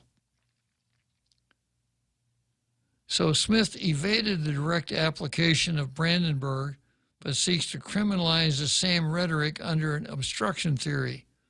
In this way, he hopes to use the rhetoric to trigger criminal penalties for the disruption, but not the violence on that day. You see the difference, Jose?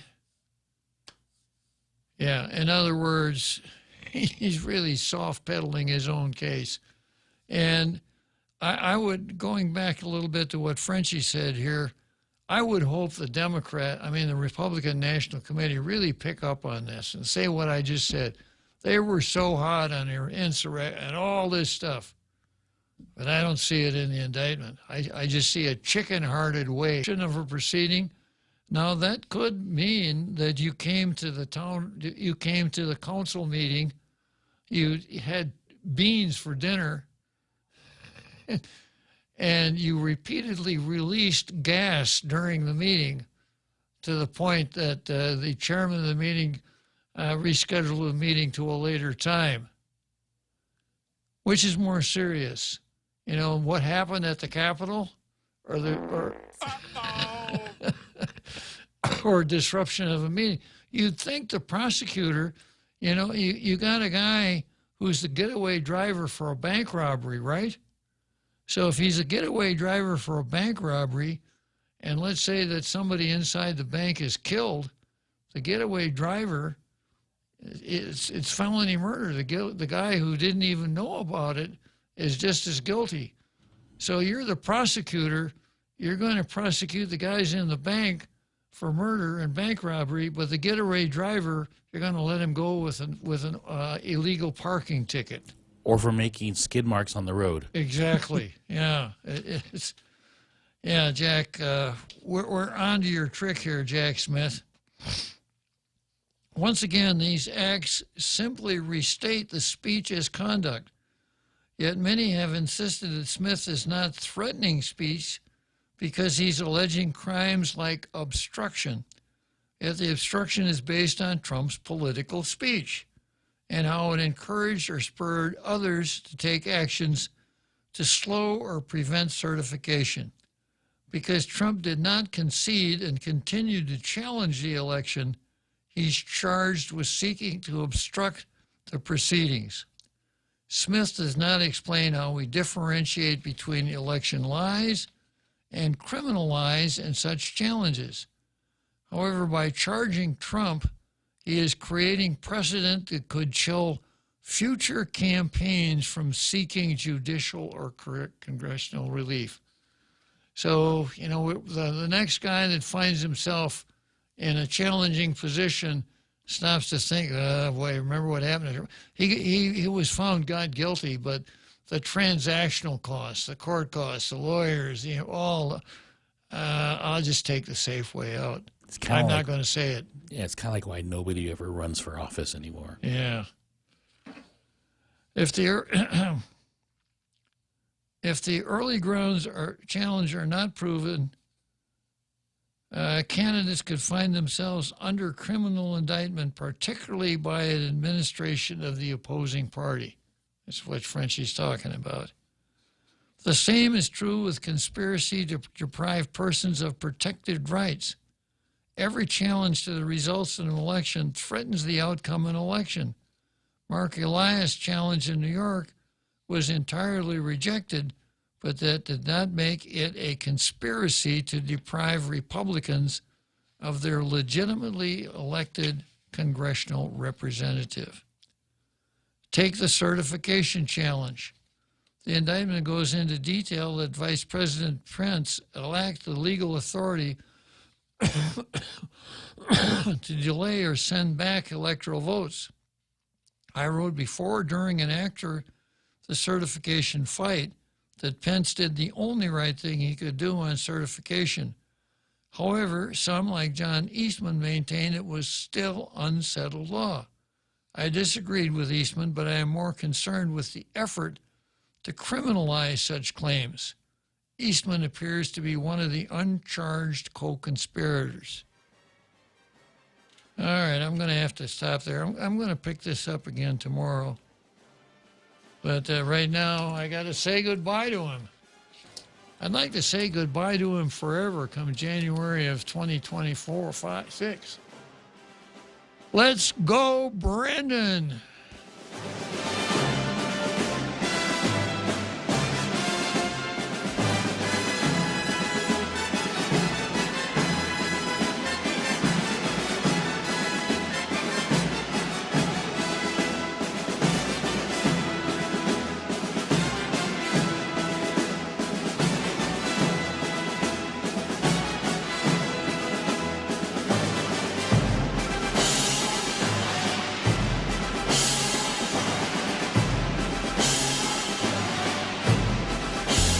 The Point is KUSG, Hagåtña, Guam, 93.3 FM and 104.3 HD3.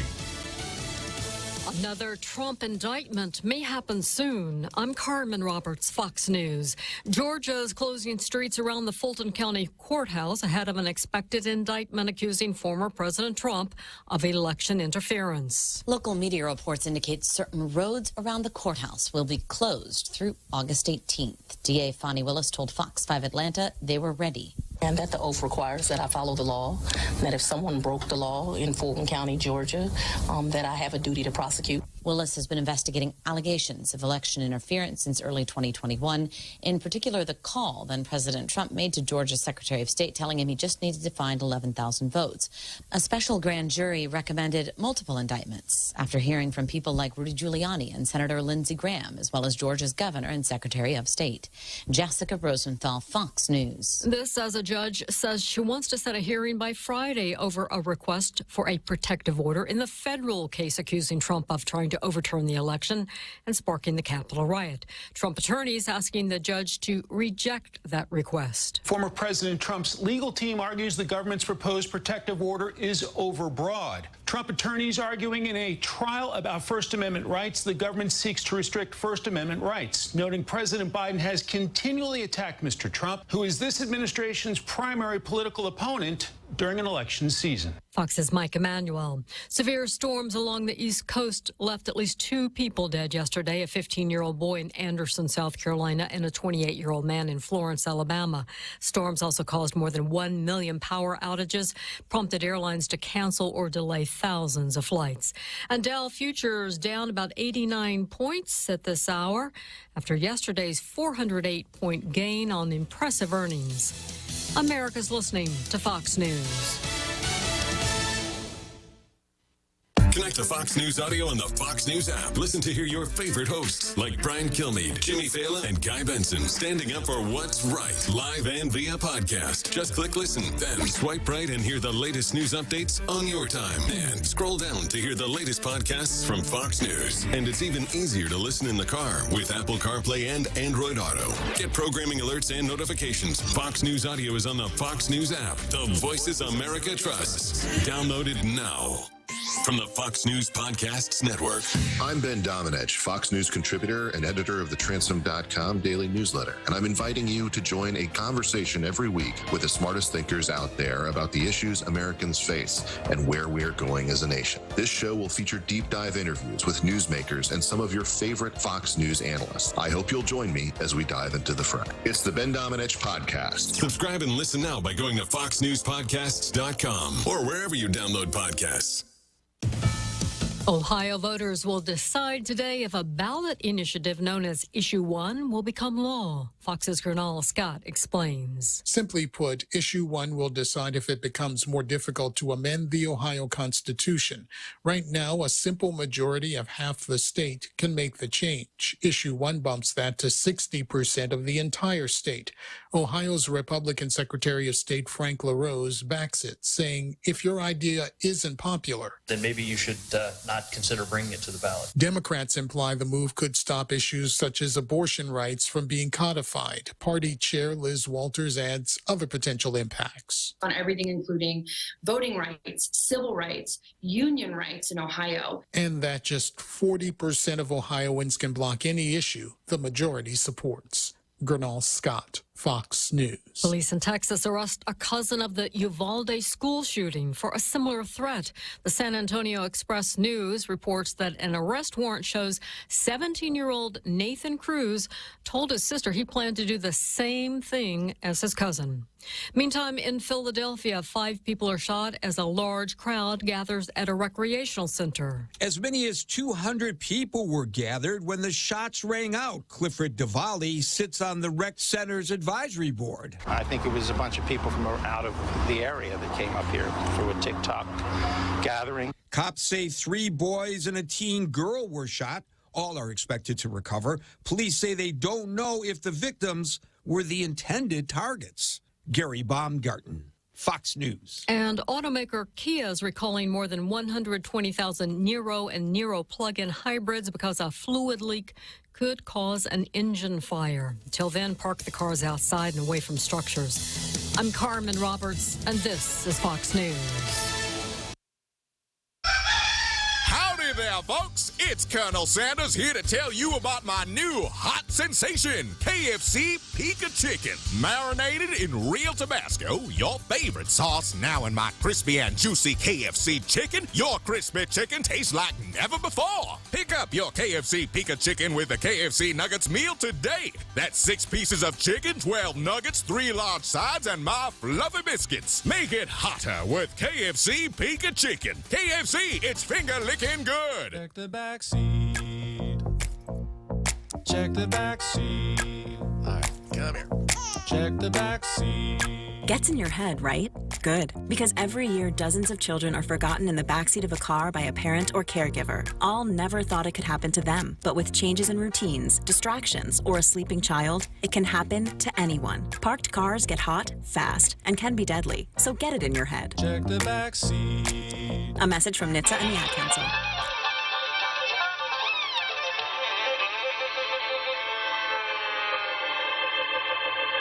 Well, we're coming to your city. Gonna play our guitars and sing you a country song. We'll all be flying higher than a jetliner. And if you want a little bang in your yin-yang, come along. Joe Biden did nothing, not even approximating improper, much less wrong or illegal. There is no